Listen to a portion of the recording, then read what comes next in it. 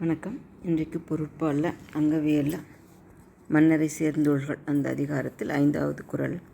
எப்பொருளும் ஓரார் தொடரார் மற்ற பொருளை விட்டக்கால் கேட்க மறை. எப்பொருளும் ஓரார் தொடரார் மற்ற பொருளை விட்டக்கால் கேட்க மறை. எல்லாம் புரியாத மாதிரி டங் ட்விஸ்டர் மாதிரி இருக்குது இல்லையா? ரொம்ப எளிமையான குறள், ஆனால் எல்லோரும் மனதில் வைத்துக்கொள்ள வேண்டிய குறள்.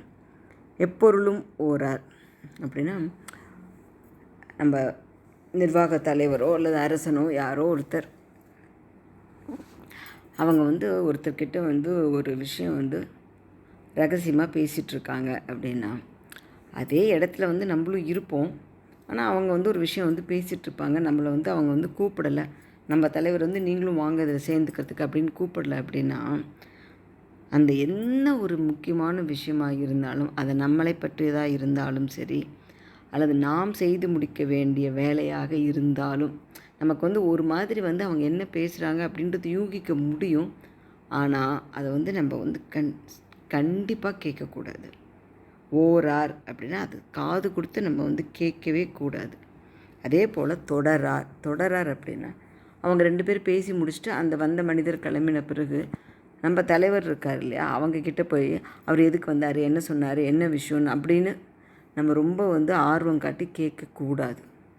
அது ரொம்ப தப்பு. ஏன்னா அந்த விஷயம் என்ன ஒரு விஷயமாக இருந்தாலும் நமக்கு தேவையில்லை அப்படின்னு நமக்கு மேலே இருக்கவங்க நினச்சதுனால தான் நம்மளை கூப்பிடலை.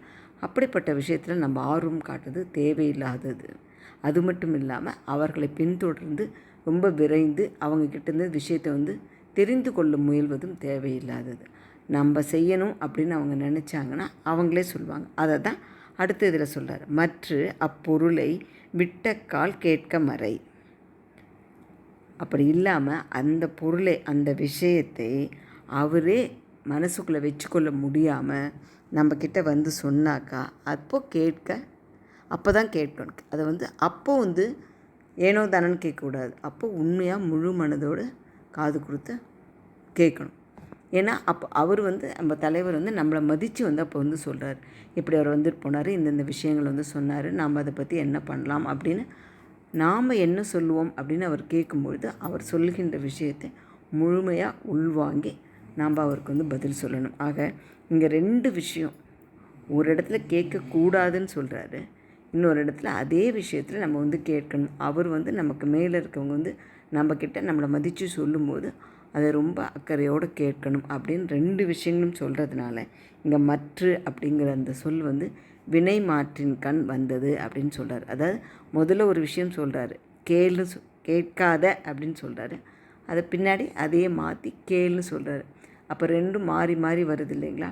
அந்த வர்றதுனால அந்த வினையை மாற்றுவதற்காக வந்த சொல் மற்ற அப்படின்னு சொல்கிறாரு.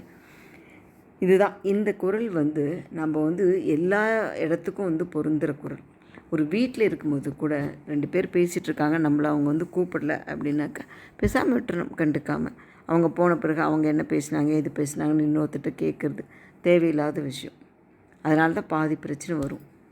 அது பேசாமல் விட்டுட்டிங்க அப்படின்னாக்கா, வள்ளுவரே சொல்கிற மாதிரி யாதனின் நீங்கியா நோதல்னு நமக்கு சில விஷயம் தெரியாமல் இருக்கிறது எப்போவுமே நல்லது. அதனால் அவங்களா நம்மக்கிட்ட ஒரு விஷயம் சொல்கிற வரைக்கும் அந்த விஷயத்தை நம்ம காது கொடுத்து கேட்கவும் வேண்டாம். அவங்கக்கிட்ட போய் திருப்பி ரொம்ப ஆர்வமாக நீங்கள் என்ன பேசுனீங்க அப்படின்னு கேட்டு தெரிஞ்சுக்கணுன்ற அவசியமும் இல்லை. அது நம்மளுடைய அமைதியையும் தக்க வச்சுக்கும், குடும்ப அமைதியும் தக்க வச்சுக்கும். சரிங்களா? நன்றி, வணக்கம். நாளை